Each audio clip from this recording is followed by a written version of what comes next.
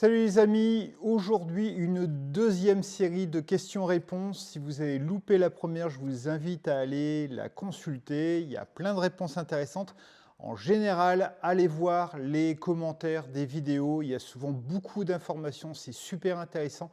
Et n'hésitez pas vous-même à mettre des commentaires, soit des remerciements, soit des critiques, soit des questions, parce que c'est ça qui fait vivre la chaîne. Il y a des interactions et c'est super positif. Alors dans cette FAQ, on verra essentiellement des questions qui tournent autour de la création du studio ou de l'achat de matériel. Je n'ai pas fait exprès, c'est juste que voilà, les questions qui sont posées tournent beaucoup autour de ça. Donc ça me fait plaisir de pouvoir y répondre et si vous n'avez pas consulté les réponses, vous les avez directement en vidéo.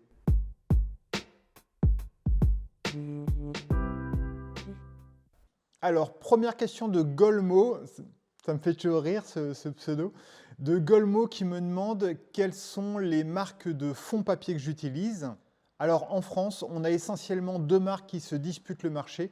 Il y a Colorama et BD. Sincèrement, il n'y a aucune différence entre les deux. Déjà, les deux appartiennent au même groupe. Alors, historiquement, BD est américain, Colorama est européen, je pense que c'est britannique. Les deux ont été rachetés par le groupe Vitek, si je ne me trompe pas, qui possède aussi Manfrotto.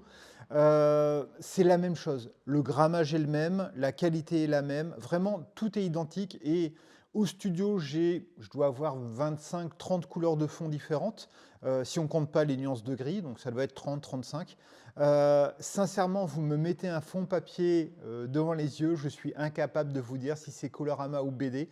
La seule chose que je vous conseille, c'est, si vous pouvez, ou si vous n'êtes pas tête en l'air, c'est de conserver toujours la même marque. Parce que même si les deux sont identiques, ils n'utilisent pas les mêmes noms pour une couleur.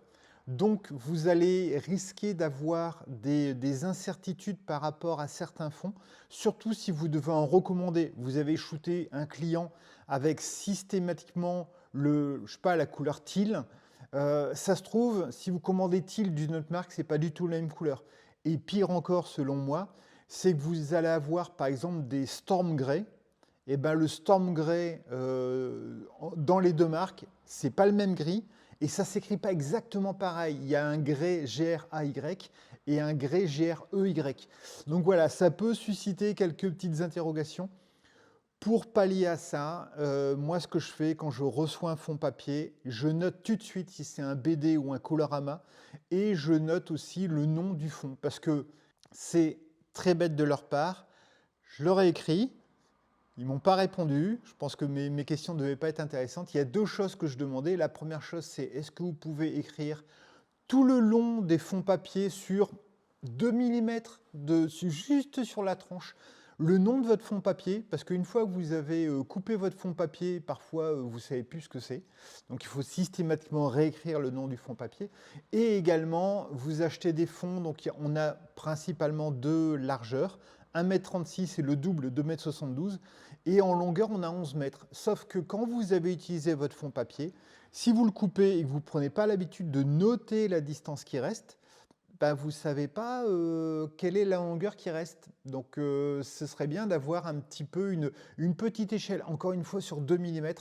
Mais voilà, bref, c'est juste ça. Donc Golmo, Colorama ou BD, j'irai plus sur l'idée d'acheter plutôt européen, mais sincèrement, le prix est le même, la qualité est la même, donc voilà, tu fais au feeling, mais je te conseille une de ces deux marques.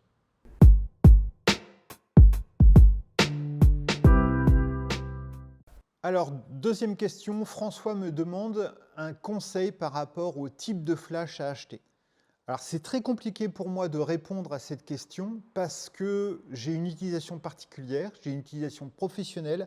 Je fais 1000 à 2000 éclairs dans une journée de shoot et je fais 3-4 journées de shoot parfois par semaine. Donc vous voyez que ma recherche est différente. De la même façon, j'aime bien travailler à f8 ou f11, donc il faut avoir un peu de puissance.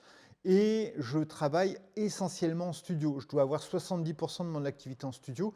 Lorsque c'est de l'extérieur, je vais avoir moitié flash en extérieur, moitié reportage extérieur. Donc c'est très spécifique. Je pense que François, la question à te poser, c'est quelle va être l'utilisation de mes flashs Est-ce que ce sera de l'extérieur? Est-ce que ce sera du studio? Est-ce que j'ai besoin d'une grande profondeur de champ et donc de beaucoup de puissance?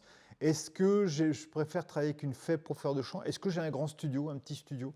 Pour moi, le plus important, c'est de commencer avec une petite marque, un petit modèle, quelque chose de pas puissant, parce que je connais énormément de photographes qui louent mon studio, des amateurs, le studio est ouvert à la location, ils louent le studio et au bout de 2-3 ans, ils se disent: «Ah, ce serait bien, ce serait plus simple d'acheter un flash et de le faire chez moi». Et j'en connais plein qui, au bout de 6 mois, 9 mois, 1 an, reviennent louer au studio parce que, ben, ils se rendent compte qu'ils ont investi dans des flashs, mais c'est un peu compliqué chez eux parce qu'ils doivent se débarrasser la table du repas, les chaises, la commode, il y a l'odeur de la cuisine et tout. Quand ils accueillent le modèle, c'est un peu galère, c'est un peu embêtant. Et parfois, il y a l'épouse ou l'époux ou les enfants qui font du bruit pendant la séance photo, c'est pas toujours top. Donc déjà, il y a ça. Et puis, ils se rendent compte que quand ils vont louer un studio photo, nous, par exemple, on fait un pack avec 3 flashs, tous les modeleurs, toutes les boîtes à lumière, enfin, voilà, les décors, tout ça, pour, par exemple, 70 € pour 2 heures de prise de vue. Et ben, ils se rendent vite compte que s'ils veulent avoir autant de flashs, autant de modeleurs, autant de surface, bah, ça finit par être très cher. Et surtout, au départ, on se sert du flash 2-3 fois dans le mois, puis 2 fois dans le mois, puis 1 fois dans le mois, puis pendant 3 mois, on n'en fait pas. Et puis d'un coup, on se dit, bah, en fait, c'était beaucoup plus pratique de louer un studio seulement 6 fois dans l'année, 1 fois tous les 2 mois et de tout avoir. Et donc, ils regrettent leur investissement. Donc moi, ce que je te conseille, François, c'est achète un flash. Pour moi, la meilleure marque, même si je ne l'ai pas testé parce que je suis chez Lincrom, mais toutes les revues que j'ai vues et tous les retours de photographes amateurs qui viennent louer les studios me parlent de Godox. Voici un Godox entrée de gamme peut être intéressant si tu fais du reportage ou si tu fais des photos chez toi. Pour moi, le Nomade, c'est l'AD300. Pour le studio, tu peux taper sur un SK400, c'est très bien. Ne va pas chercher trop fort, trop puissant, trop coûteux, parce que ça se trouve, tu vas laisser tomber ou tu t'en serviras pas autant. Je pourrais vous faire une vidéo là-dessus. Pour moi, le plus important, ça va pas tellement être le flash, ça va être le modeleur, l'homogénéité de la gamme et surtout avoir des panneaux. Et franchement, les panneaux, quand vous faites des photos studio, c'est le game changer. Si on me propose 2 flashs ou un flash et 4 panneaux, je ne cherche même pas à comprendre, je prends un flash et 4 panneaux. C'est vraiment plus intéressant et plus modulable. Voilà, j'espère que j'ai répondu à ta question.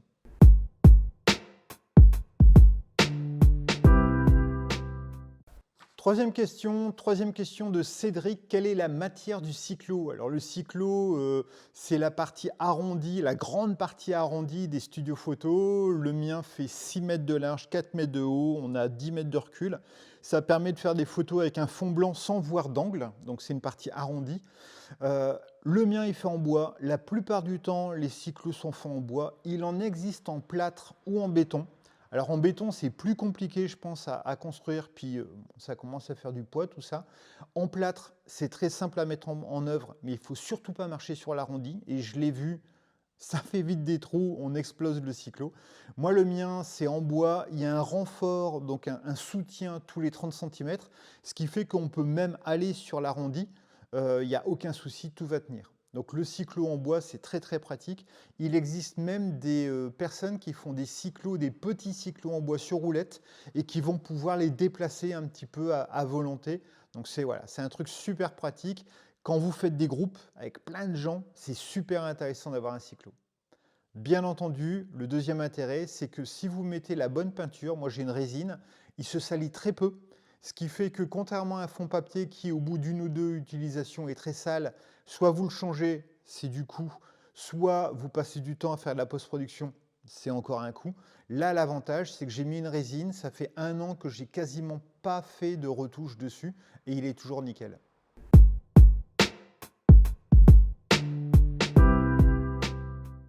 Dernière question, la question de Laurent. Qu'est-ce que j'utilise comme support de pied? Alors, les supports de pied vous permettent, les supports de fond, les supports de panneaux de polystyrène, vous permettent de faire tenir vos panneaux de polystyrène droit. Il faut un bon combo. Dans tous les studios dans lesquels j'ai travaillé, J'ai toujours vu des supports faits en bois. C'est super, c'est pratique, c'est pas très cher à faire. Le souci, c'est que je trouve très souvent que les supports en bois sont un peu lourds. Alors, il y en a certains qui sont faits avec des roulettes. C'est pratique à déplacer, mais quand vous avez une rupture de niveau, parfois c'est pas top. Parfois, quand vous avez soit un gros ventilateur, soit quelqu'un les touche, ils peuvent très facilement se déplacer, donc c'est pas toujours top. Moi, j'ai opté pour un support de vélo. Alors, à l'époque, ça coûtait pas très cher. Je les ai achetés il y a 5-6 ans. Ça devait coûter 20 € pièce. Maintenant, j'ai regardé, ils sont à plus de 40 €, je crois, 47 € et quelques. Donc, c'est hors de prix. C'est vraiment stupide d'acheter ça à ce prix-là, sauf si vous avez les moyens. Le bon combo, c'est pas trop lourd, parce que quand vous les déplacez, moi j'aime bien les prendre, les soulever, les déplacer, bah, il ne faut pas que ce soit trop lourd, sinon c'est vraiment galère. Je connais plein de gens qui doivent se plier en deux, prendre la base, se lever et tout. Voilà, c'est pas top. Trop léger, le support tient pas. Il y a un petit coup de vent, pouf, il tombe. Et donc moi, le côté sympa, c'est que c'était des supports en plastique, mais comme je les ai percés et que j'ai mis des grosses vis en métal, bah, c'est exactement le bon poids pour les faire tenir et c'est très simple à déplacer. Donc ça, c'est top.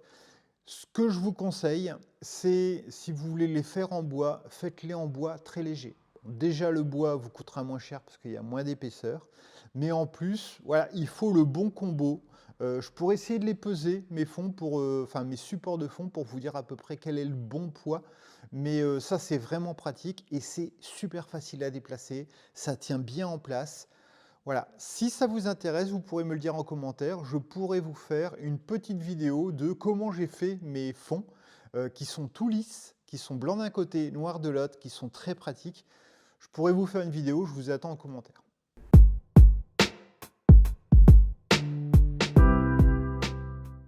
Voilà, petite revue de questions-réponses. N'hésitez pas à commenter les vidéos, ça aide énormément la chaîne, ça permet à la chaîne de plus se faire connaître et en plus, cela permet d'avoir énormément d'interactions entre vous et moi et entre vous et vous, puisque très souvent, il y a des gens qui répondent à des commentaires ou des remarques ou qui s'informent grâce aux questions ou aux réponses d'abonnés. Voilà, à très bientôt.